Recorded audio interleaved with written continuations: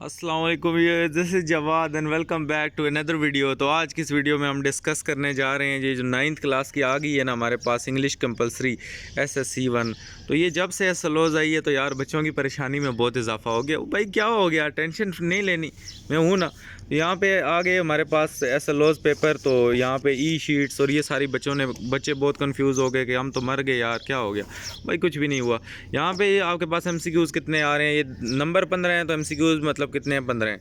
यहाँ पे कहता है कि section is compulsory all part, इसको आंसर सही करना है यार। लेड पेंसिल से आपको दायरे लगाना सिखाए थे, तो ये दायरा जो भी लगाना है, जिस तरह ये ऊपर में एक लगा के दिखा देता हूँ, तो इसको आपने खाली नहीं छोड़ना, किसी यहाँ से निकलना नहीं चाहिए दायरे से बाहर। और यूँ बिल्कुल पहले आपने ये देखो कोने कवर करने हैं, कोने कवर करके, और ये बिल्कुल हल्का सा मेरा भी बाहर निकल गया। आपने कोशिश करना है यार ना निकले। ये देखिए मेरा छोटी सी डॉट सी निकल गई है, लेकिन ये भी नहीं निकलनी चाहिए ना, क्यों निकली है।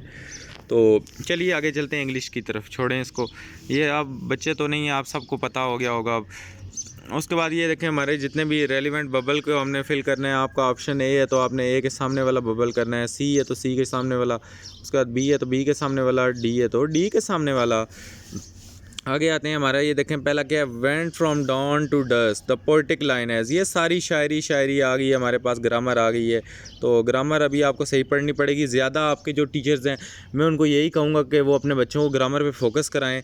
तो अगर आपके भी टीचर आपको ग्रामर कम कराते हैं तो उनको कहें कि सर अभी कुछ हमारे ऊपर रहम करम कीजिएगा।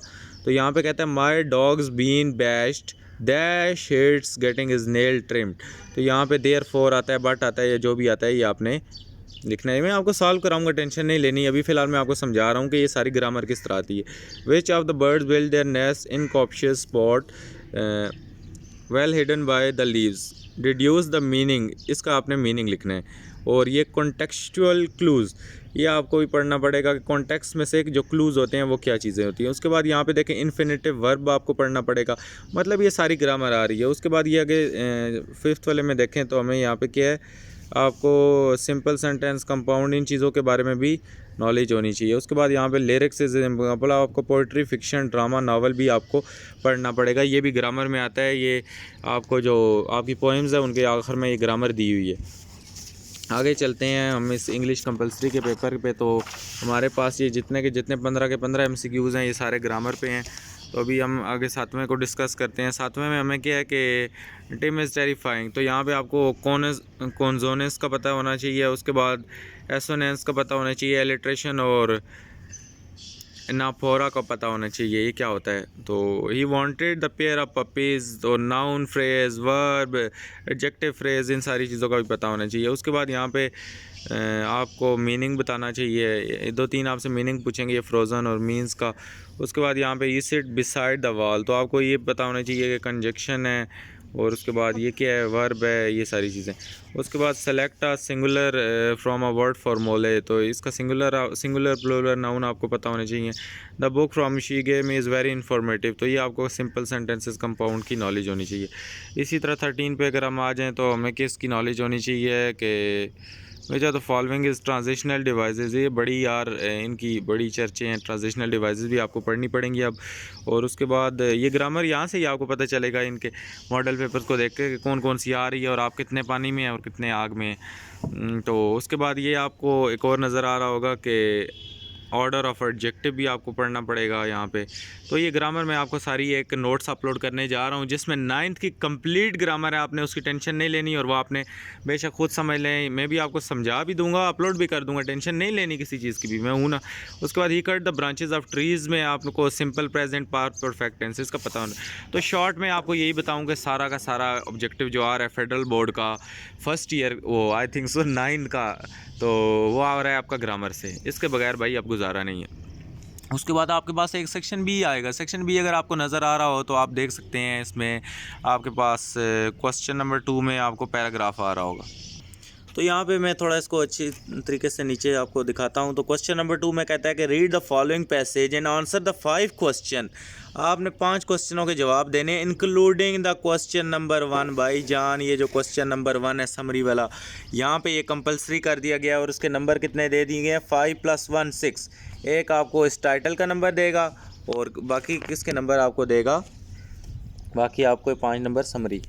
ये मैं आपको देखें, ये सूटेबल टाइटल का आपको 1 नंबर और ये 5 नंबर आपको 5 नंबर समरी के, सूटेबल टाइटल का 1 और मिल मिला के क्या हुए 6 नंबर। और ये क्वेश्चन नंबर में पीछे जाऊँ तो क्वेश्चन नंबर 1 है भाईजान। मेरे प्यारे प्यारे स्टूडेंट्स, आपको ये क्वेश्चन नंबर 1 कंपलसरी करना है और समरी लिखना आपको सिखाया था। समरी के कुछ रूल्स होते हैं, मैं आपको समरी के रूल्स भी सिखाऊंगा कि वो क्या होते हैं। समरी के रूल्स यही होते हैं कि आपको फजूल एग्जांपल्स वगैरह नहीं लिखनी होती है। मैं प्रॉपर इस पर एक वीडियो बना दूंगा, टेंशन नहीं लेनी, अभी वीडियो लंबी हो जाएगी। फिर क्या कहता है कि question number 1 about summary writing is compulsory, वही बात मैंने आपको बताई है कि 6 नंबर है। बाकी जितने क्वेश्चन हैं उनके कितने नंबर है, 3-3 नंबर के बाकी क्वेश्चन है, लेकिन जो पहला क्वेश्चन है वो 6 नंबर का है।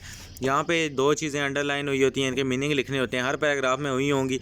मैग्नीट्यूड का मतलब और एडोन का मतलब होगा, और ये एक आर्किटेक्चर भी होगा, क्योंकि 3 नंबर के बाकी क्वेश्चन है तो ये आर्किटेक्चर का भी मतलब होगा, और ये मैग्नीट्यूड, और ये हमारे पास एडोन्ड। इसी तरह आपने बुक में से वर्ड मीनिंग जो मुश्किल मुश्किल अल्फाज के सारे पैराग्राफ्स हैं उनके आपने देख लेने हैं। तो यहाँ पे क्वेश्चंस पे आते हैं। तो क्वेश्चन नंबर 1 तो आपको समरी वाला आ गया भाई। अब इसका टाइटल क्या है, ये किस बारे में है, तो इसका देखें, blue mosque reflect the architectural style of Ottoman empire. तो यहाँ पे इसका आंसर ब्लू मस्जिद है या ब्लू मास्क है। इसका मैंने टाइटल इसको यहाँ पे दे दिया। सूटेबल टाइटल आपने यार जो भी मुनासिब, सूटेबल का मतलब है मुनासिब सा टाइटल, तो ये सूटेबल टाइटल इसका क्या हो गया, ब्लू मास्क। 1 नंबर यहाँ से हमने उठा लिया। 5 नंबर इसकी समरी लिख के ले लेंगे। समरी यहाँ ऊपर से ही आपने लिखनी है, इसमें से जो बाकी एग्जांपल्स वगैरह हैं पैराग्राफ से ये आपने निकाल देनी है, तो आपकी ये समरी बन जाएगी। मतलब ब्लू मास्क के बारे में इंपॉर्टेंट बातें आपने लिख देनी है। बाकी जो एग्जांपल दी हुई हैं सुल्तान के बारे में या इतने मज़दूर मर गए, ये हुआ, ये चीज़ें आपने निकाल देनी है। तो उसके बाद हम अगला क्वेश्चन आंसर आपको मैं ढूंढ के दिखा देता हूँ। इससे पहला समरी राइटिंग वाला मैं आपको दिखाऊँगा, क्योंकि सारे पैराग्राफ की समरी फिर आप निकाल लेंगे उससे। तो समरी राइटिंग पे एक अलग वीडियो आने वाली है, इंशाल्लाह जल्दी आएगी। अगर आपको चाहिए तो नीचे कमेंट कर दें, मैं थोड़ा जल्दी बना दूँगा। उसके बाद कहते हैं explain in your on words. Question number 2 अगर आप पढ़ें तो explain in your on word the architectural style of blue मस्जिद। तो चलें जी, ब्लू मस्जिद का आर्किटेक्चरल जो स्टाइल है वो क्या है। यहाँ पे हम ऊपर देखते हैं कि द ब्लू मस्जिद reflect the architectural style of both Ottoman masjid and बेज़िटाइन church. ये जो ऑटोमन मस्जिद थी, उस्मानिया मस्जिद थी, और जो बज़ंतीनी चर्च था, मतलब उस वक्त के जो बज़ंतीनी होते थे, इनका जो चर्च था, इसको रिफ्लेक्ट करती है। तो क्वेश्चन हमारा क्या था, क्वेश्चन हमारा ये था कि explain your word the architectural style of. तो हम इसमें यही लिखेंगे, the architectural style of the blue masjid is near to the Ottoman masjid and it also resembles with Byzantine church वगैरह वगैरह वगैरह। तो हम ये भी लिख सकते हैं कि बस इसको इतना ही लिखना है, क्योंकि 3 नंबर हैं, बस इतना लंबा चौड़ा भी ज़्यादा नहीं लिखना। अगर आप लिखना चाहते हैं तो ये भी लिख सकते हैं कि Hagia Sophia is one of the wonders वगैरह वगैरह। उसके बारे में हम आते हैं आगे अगले क्वेश्चन पे। तो आगे क्वेश्चन नंबर 3 में क्या कहता है, why heavy iron chain is hung at the entrance of मस्जिद।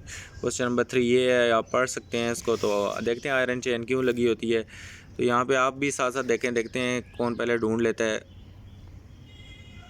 यहाँ पे मैं आप साथ साथ वीडियो बना रहा हूँ, क्या क्या करूँ यार। तो ये मुझे मिल गया भाईजान, ये हाई हैवी किस्म की एक iron chain is hung at the upper part of the court of entrance on the western side. The side was meant from Sultan alone. Oh my God. तो यहाँ पे the chain was put there so that Sultan has to lower his head every time he entered the court. It was a symbolic gesture to ensure the humility of ruler in the face of divine power. वो खुदा के सामने अपने आप को इसलिए chain लटकी थी ताकि जब भी वहाँ से गुजरे तो वहाँ से झुक जाए। इसका आंसर यहाँ से लेकर हैवी आयरन से लेकर कहाँ तक है, डिवाइन पावर तक। तो बड़े बड़े भी लिखने से कोई मसला नहीं है भाई, 3 नंबर कोई मुफ्त के तो नहीं आते ना। उसके बाद अगला क्वेश्चन देखते हैं। अगला क्वेश्चन क्या कहता है, हाउ इज़ इंटीरियर ऑफ मस्जिद decorated. O my God, interior मस्जिद का कैसे डेकोरेटेड हुआ था। यहाँ पे इंटीरियर डिज़ाइन का कोई बच्चा है तो जल्दी ढूंढेगा। यहाँ पे देखते हैं इंटीरियर का यार, ये मिल गया हमें। The interior of masjid as the lower end is line with 20,000 hand made ceramic tiles in more than 50 different tulip designs at a gallery level design भी कम। यहाँ तक क्रिस्पीज तक लिख देने।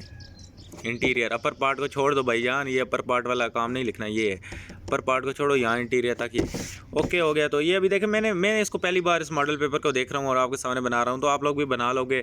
इसमें आपने टेंशन नहीं लेनी, आप टेंशन लेते हो तो आपको सब कुछ भूल जाता है, तो टेंशन आपने कभी भी नहीं लेनी। कहता है what is the most important element of the masjid and what it is meant for. तो देखते हैं क्या मोस्ट इंपॉर्टेंट एलिमेंट था। क्वेश्चन नंबर 5 क्या कहता है हमारे पास, देखते हैं। इससे नीचे ही देखो, क्या पता नीचे ही होगा।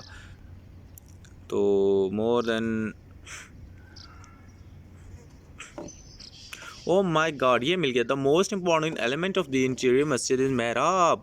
तो ये महराब यहाँ से लेकर ये सारे का सारा इमाम तक आता है। यहाँ पे हम क्वेश्चन नंबर 6 पे, अब आप कहेंगे यार हमारे से पैसे से क्वेश्चन नहीं बनते, ये वो आपके सामने तो बना के दे रहा हूँ।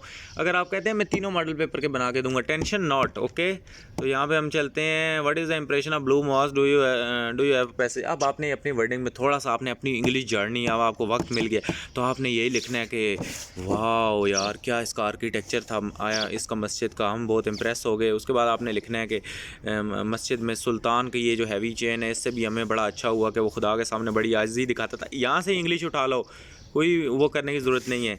और उसके बाद आपने ये भी लिखना है कि वो सेरेमिक टाइल्स वगैरह यूज़ हुई थी जो कि पुराने आर्किटेक्चर को रिप्रेजेंट करती हैं। और यहाँ पे क्या लिखना है, फ्लोर्स कारपेट से कवर्ड थे और द डेकोरेशन ऑफ आयात थी जो कि होली कुरान से हुई थी, मतलब होली कुरान की आयात की डेकोरेशन हुई थी बहुत प्यारी। उसके बाद ये महराब के बारे में कुछ लिख दो बस, और क्या लिखोगे। उसके बाद right the meaning of underline word. बस यार कितने 7 क्वेश्चन हैं, इनमें से पहला तो करना है, बाकी 6 हैं। तो ये तो निकाल दो, तो पीछे 7 हैं, आगे भी होंगे आई थिंक सो।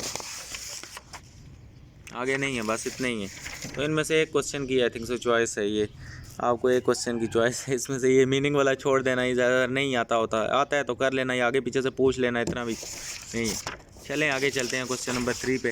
तो ये पैराग्राफ अभी जो आपको पहले याद करने पड़ते थे क्वेश्चन आंसर लंबा चौड़ा काम, तो ये सही नहीं हो गया। थोड़ी बहुत ग्रामर ज़्यादा कर दिया नहीं, लेकिन ये काम बड़ा अच्छा हो गया।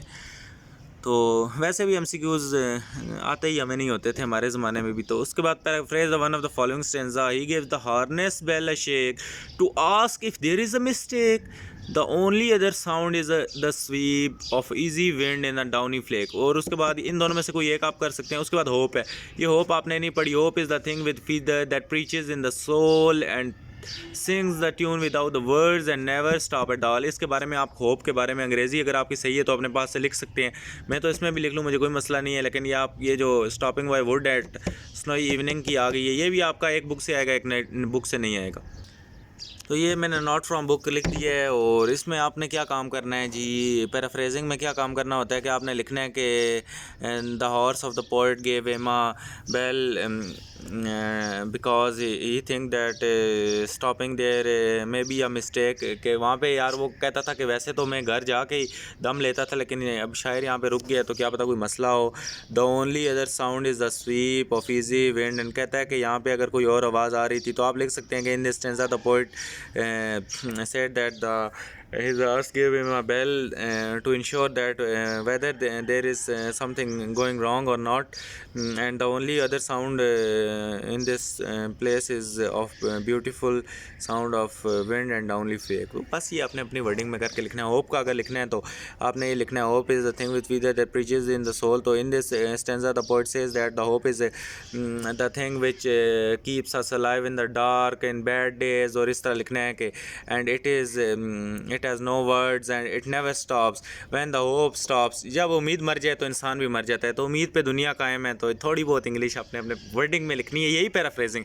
नंबर कितने हैं? 3 नंबर हैं। तो यार बहुत लंबे चौड़े स्टेंजा कोई मैडमें लिखवा रही होती हैं हमारे बच्चों को, तो वो फिर उन मैडमों को भी मैं यही कहना चाहता हूँ कि आप खुदा के वास्ते ये 3 नंबर हैं तो उनको 3 नंबर का ये बिल्कुल बच्चों को कॉन्सेप्ट से सिखाएं यार।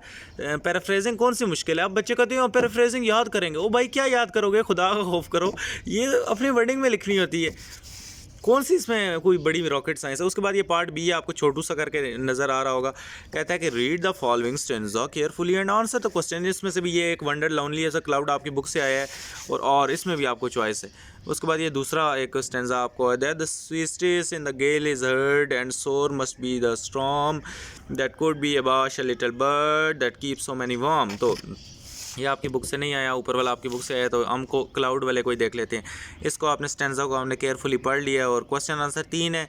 नंबर कितने हैं? 2 4 6 6 नंबर हैं। ये देखो, 2 एक के, 2 दूसरे के, 2 तीसरे के। तो पहला कहता है identify and write two poetic devices. तो ये मैं जो आपको ग्रामर कराऊंगा आपको अपलोड भी कर दूंगा, समझा भी दूंगा। तो उसमें ये पोएटिक डिवाइसेस आएंगी। इसमें ये बताना है कि सिमली यूज़ हो रही है, पर्सोनिफिकेशन यूज़ हो रही है।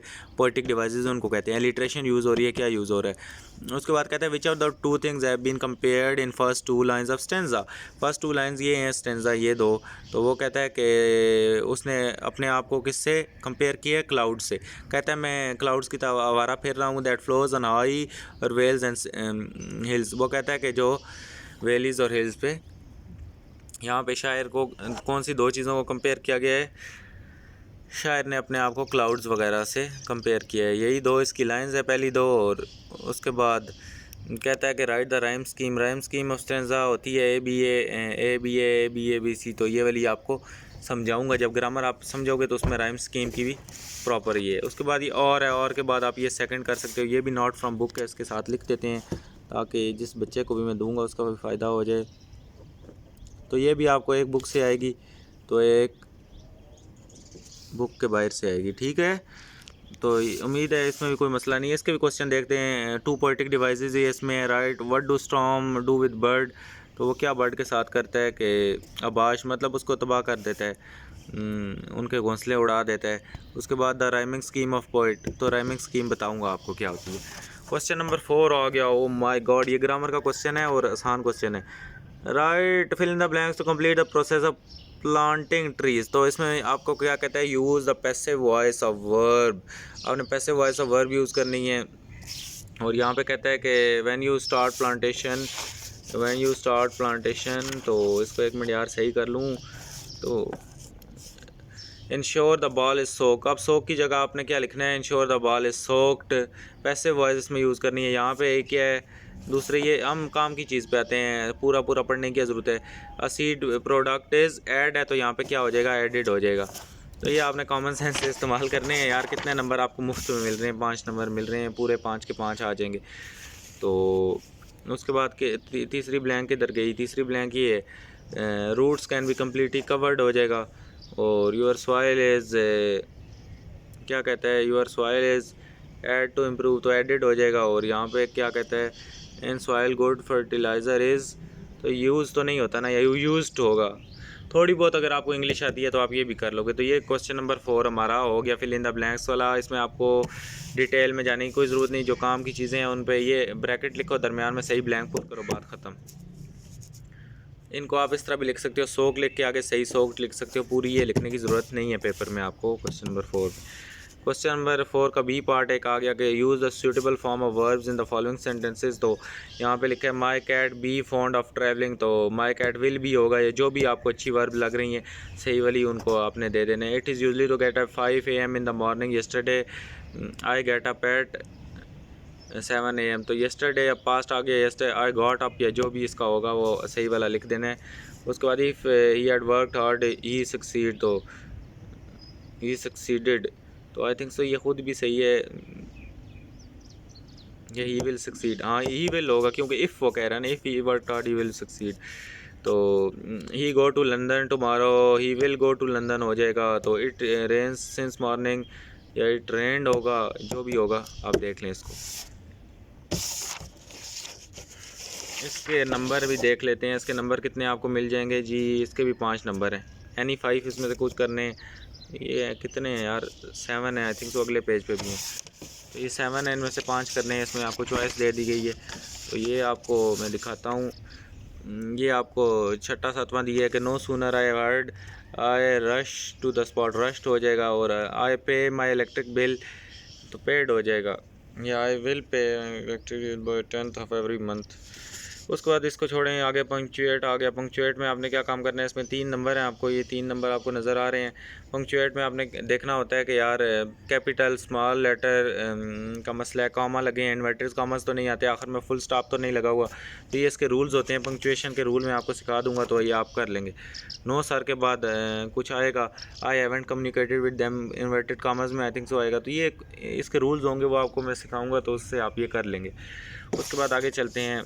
कहता है कि राइट एन ईमेल राइटिंग पे आप बच्चों को मौत पड़ गई यार, ईमेल तो हमने कभी लिखा नहीं। तो यार लिखना सीख लो, ज़िंदगी में आगे पूरी ज़िंदगी ईमेल ही काम आएगा आपको। तो क्योंकि ख़त्म वाला ज़माना तो वैसे ही ख़त्म हो गया है। तो email to your mother asking about her health issues, या एप्लीकेशन लिख सकते हो, आपको मौत नहीं पड़ती है। ये ईमेल पे हमारे बच्चे भी हैं, तो वो कहते हैं नहीं सर हमने तो ईमेल नहीं लिखना, ईमेल इज़ डिफ़िकल्ट। तो यार एप्लीकेशन भी वही है, एप्लीकेशन में द प्रिंसिपल और हेड मास्टर है, तो द हेड मास्टर, और हेड मिस्ट्रेस है तो द हेड मिस्ट्रेस लिखना है। बाकी परमिशन लेने के लिए with due respect it stated, या it stated with due respect at we are aboard from the study staff, और हमें कोई इन्वायरमेंट के लिए we need some time for enjoyment, so kindly manage trip to historical विजेज, so we can learn about historical thing. इस तरह उनकी तारीफ़ें शरीफ़ें करके उनसे इजाज़त ले लेनी है। ईमेल में यही है, ईमेल में टू फ्रॉम है, इसका पैटर्न है प्रॉपर, ये मैं आपको सिखा दूंगा। और 5 नंबर हैं, नहीं 8 नंबर हैं भाई, 8 नंबर हैं, ये लेना बहुत आसान है, बहुत आसान है। ईमेल और लेटर में 8 नंबर यहाँ से आप ले लो। इंग्लिश में भी मैं कह रहा हूँ कि यार 90+ अगर आपके ना आए ना इस पेपर में, SLOs वाले पेपर में, तो फिर अल्लाह ही हाफ़िज़। 10 नंबर चलो कहो MCQs में कट के नहीं आते थे, तो यहाँ पे तो नंबर ले लो। ये पैराग्राफ लिखना है, देखो 80 से 100 वर्ड का पैराग्राफ, अब 9-10 का बच्चा नहीं लिखेगा तो फिर कौन लिखेगा। 6 नंबर आपको पूरे मिल जाएंगे। जो भी माई कंट्री के बारे में कौन नहीं लिख सकता, my country is Pakistan, it is very beautiful country. तो इसी तरह लिखो यार, आपको समझ जो आई हुई है लिखो। वो कह रहे हैं SLOs वाले, ये कह रहे हैं कि हम आपकी कॉन्सेप्ट्स पे आपको नंबर अप देंगे, तो आपने इस पर नहीं करना कि यार हमारा ये हो गया तो वो हो गया, बेड़ा गर्क हो गया। पाकिस्तान डे सेलिब्रेशन है 23 मार्च पे कभी गया, तो उसकी सारी कहानी इंग्लिश में लिख दो। 80-100 वर्ड से ज़्यादा नहीं लिखना, ज़्यादा भी तेज़ नहीं बनना। 6 नंबर हैं क्योंकि टाइम भी मैनेज करना होता है। उसके बाद ये ट्रांसलेट इनटू उर्दू आ गया यार। हमारे ज़माने में क्या होता था, ट्रांसलेट इनटू इंग्लिश, तो इतना आसान हो गया यार। अब इसके बारे में आप क्या चाहोगे, या तो आप डायलॉग लिख लो। तो translate punctuality refer to the human habit, जो मतलब हमें हर रोज़ जो पंक्चुअल रहना चाहिए, human habit completing their task on time, it is the positive habit. तो इसको सारे को उर्दू में करके लिखना है। डायलॉग में यही है, एक दूसरे के दरमियान वो जो मुकालमा उर्दू में होता है, ये डायलॉग है इंग्लिश में। तो between mother and daughter about the topic about the choice of career. तो चॉइस ऑफ कैरियर के बारे में आपने कोई सा भी डायलॉग लिखना है कि कौन सा कैरियर चूज़ करना चाहिए। माँ कहती है डॉक्टर बन जाओ, बाप कहता है कि इंजीनियर बन जाओ, बेटा कहता है कि कुछ और बनना है। तो वो कहता है कि आगे dialogue must have at least 8 set of conversation relevant to topic other than opening closing. Opening closing का मतलब है सलाम दुआ, सलाम दुआ, अस्सलाम वालेकुम, वालेकुम सलाम, how are you, I am fine. तो ये सारी चीज़ें लिखने के बजाय आपने काम की बातें, बीच में 8 लाइनें काम की बातें लिखनी है, तब आपको कितने नंबर दे देंगे, 6 नंबर दे देंगे यार। फिर 6 लाइनें लिखवा लेते। तो उम्मीद है यार आज की वीडियो मज़े की लगी होगी, आपको ने एंजॉय किया होगा। कोशिश की है कि आप बोर भी साथ साथ ना हो और आपको समझ भी आ जाए। ये था हमारा इंग्लिश कंपलसरी का SSC 1 का पेपर। अगर आप चाहते हैं मैं बायो, फिज़िक्स, केमिस्ट्री सारे पेपर एक्सप्लेन करूँ तो आप कमेंट करें, इंशाल्लाह मैं कर दूँगा, मुझे कोई मसला नहीं है। तो अभी धूप भी निकल आई है, आप देख सकते हैं सूरज ऊपर पहुँच गया है, धूप बहुत निकल आई है। और अभी मैं इधर बैठा हूँ, सुबह 6 बजे से बैठा, इतनी वीडियोज़ आपके लिए बना रहा हूँ। और अभी नीचे चलता हूँ, गर्मी होने लगी है। तो मिलता हूँ नेक्स्ट वीडियो में। अल्लाह हाफ़िज़, पीस आउट।